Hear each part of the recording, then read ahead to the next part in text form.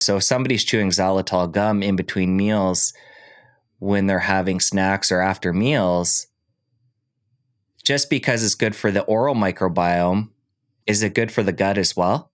So this is where we get a lot of people hesitating on xylitol. As many are aware, and I'm sure you are as well, Jesse, there was that study that just came out from Cleveland Clinic. First, they picked on erythritol. Now they're picking on xylitol. I'm afraid allulose will be next. These are all wonderful sugar alcohols that are not digestible, not fermentable, that are great for diabetics. They're great for people that are trying to lose weight, not to spike their blood sugar levels. And they're better than artificial sugars, man-made artificial sugars. They have a real checkered past in that regard. So the good news is that those studies, in one sentence, basically said this really doesn't apply to chewing xylitol in gum for the oral care side of things, and I appreciated that in the study. And I think more study is required. The studies claim that if you ingest a lot of xylitol, that there will be cardiovascular complications, clotting, and all of that. There were a lot of problems with that study. We don't need to get into that. I've posted something about that in the last few days, and I'll be doing more on that. But obviously, if you're chewing xylitol gum, you don't have to worry. A little bit of it will get absorbed. The mouth does absorb things and into the bloodstream through the oral mucosa, but it's just not enough to worry about. So, in terms of the mechanism of xylitol, it's a prebiotic. It does have an effect on the gut if you ingest a lot of xylitol. And there are some people that if they chew a lot of xylitol gum, they will get a little gas, a little not indigestion, but they'll get a little distended. They will feel the effects of that. And there are people that are sensitive to everything in life. And if that's the case, then experiment with dosing and see what works well for you. But and xylitol has some benefits for the gut, but if you can upstream, let's talk upstream, in the mouth, that the oral microbiome is connected to the gut microbiome, and there's probably a two-way communication, and there's also a gut oral microbiome with the brain axis as well, and that's poorly understood, but at least we recognize that there is something to that. So chewing xylitol in the mouth to help the oral microbiome, to help, let's say you're a kid, you're 2 years old, and your mother has a very high decay rate. Why is that a big deal? Well, mom's going to pass on she's sharing her oral microbiome with her child, and her child will have also a very high decay rate.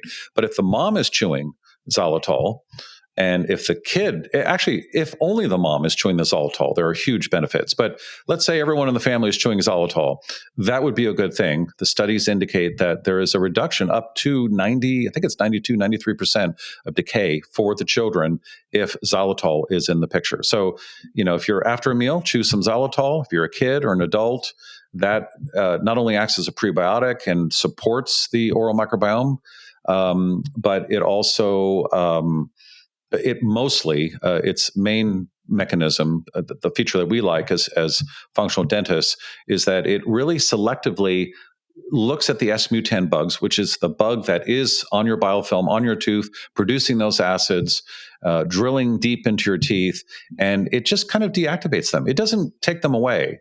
It's not harsh, and it doesn't pick on other bacteria. So it's very selective. It's discriminant, and it's safe for the oral microbiome.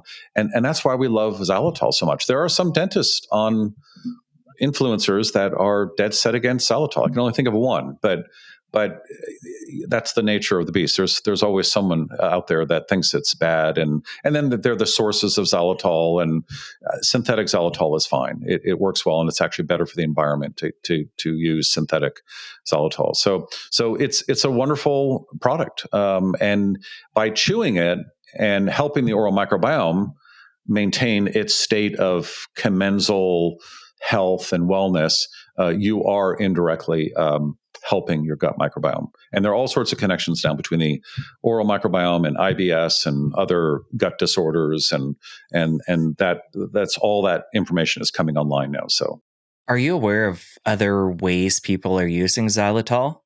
Yes. For me, it's only gum. I can't think of any other ways. no. Are people like putting in smoothies to sweeten those, or Right. how else is it being used? Yeah, no, that's a great question. I'm glad you asked that, and I should have mentioned it. But so they do put it in smoothies. If a lot of diabetics, type 1, type 2, are baking with it. I prefer monk fruit. Just because of flavor. Allulose is coming online. A friend of mine, Dr. David Perlmutter, which most of your listeners will know, he is big on allulose. I like what he says about it. It's being now used in other countries, in Mexico, in breakfast cereals for everyone, and it's really having an effect. It's a great way to reduce the incidence of diabetes in this country, and it's working in Mexico. So these are sugars that are being used in food products. Of course, it would be better if we just got off the sugar thing, right? Or the taste of sugar, the flavor. But that's okay. I mean, there are substitutes. But here is the interesting use of xylitol in nasal sprays. There is a nasal biome, which as a functional dentist, I am very much into and fascinated by and very appreciative of. I kind of include it in part of how we deal with patients. It has to do with mouth breathing as opposed to nose breathing, nasal breathing, and all of that. But there is a wonderful product out there, which I've been recommending for, probably 10 years. It's called Clear. It's spelled Xclear. They have different versions of it. One has a little pepper in it if you're really congested. But my wife and I use that a lot. My whole family uses that a lot. I recommend that to my patients. It is a prebiotic and selectively picking out certain bacteria in the nasal biome that predispose you to respiratory diseases and maintains the nasal biome. So what a great, and this may sound kind of gross. I don't neti pot. My wife does. But if you spray it in there, you get a little bit of a sweet taste in the back of your throat. So, I mean, it's wonderful. I highly recommend that if you want to decongest naturally, if you have problems nasal breathing. My wife will use it before she goes to bed at night, before mouth taping. So there are other uses of xylitol. And I'm sure there are more that we haven't discussed. All right. It's been around So just forever. to be clear, you're a fan of it for the nose, in gum form for the mouth. Yep. Any concern at all with that research you talked about if somebody's using it, say in a smoothie or ingesting it in the gut? You know, as I said a few minutes ago, more study is needed on that. There are some people that are very sensitive to it. So I would, if you are sensitive to it and it makes you bloat and you don't feel well after ingesting it, try something else. And if you have heart disease, I think in the meantime, if you have clotting issues, you're throwing clots, strokes run in the family, you're getting older, you're predisposed to it in some way, why not? I mean, you don't need xylitol. By the way, your body makes xylitol. It is endogenous, and not a lot, but it is something that the body makes. So, I think in that study, the lead researcher, I forget his name, he essentially recommended, based on his findings, and again, this is all by association, but based on his findings, he said, eat more honey, eat more sugar. and I just don't think that's good advice. I can't do that as a dentist. I've given up sugar. It took me a long time to do it. I had to cure my sleep apnea first, because when you're not sleeping well, you're low on energy, you crave carbs.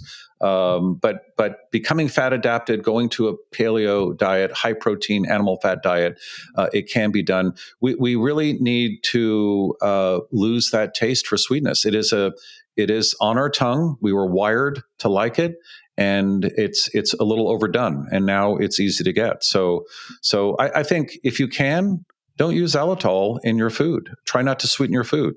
Use it in your toothpaste. Use it in your gum. Use it in your nasal sprays. I do like it for that. But if you can, let's not ingest it. Use monk fruit in the meantime until bad reports come out on that. If you enjoyed that clip, you're going to want to head over here and catch a full episode. I'll see you over there. We use the word metal, we use the word amalgam, silver fillings. They're all the same. They're half mercury and half silver, and they add other alloys in there. So a lot of people are going to their dental offices. They're saying, take them all out. It's not being done properly, and they just inhale.